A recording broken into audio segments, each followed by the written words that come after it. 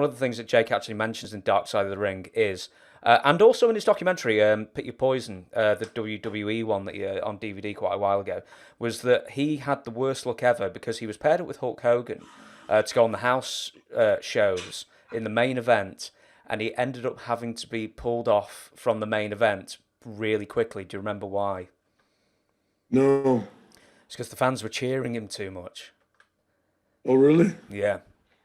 Well, there was a place. After a while, your champion always has that problem. Look at John Cena.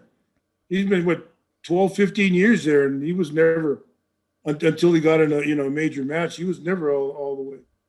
So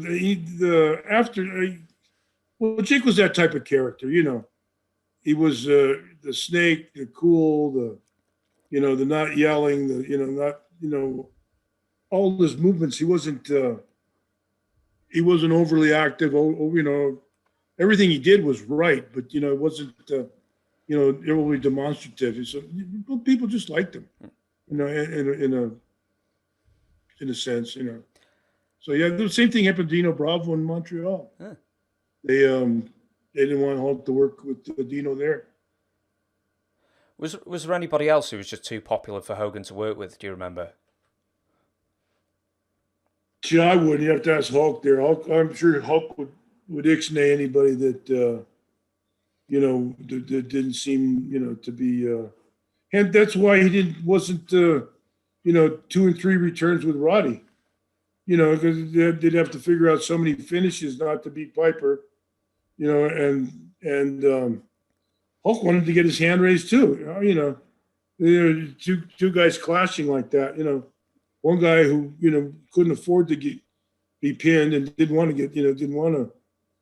be pinned, and then another guy who wanted the constant adulation and the constant thrill of victory, agony defeat thing going on. Yeah. Do you remember any towns that Hulk Hogan really, it just took him a long time to get fully over in? Like some people just wouldn't accept him.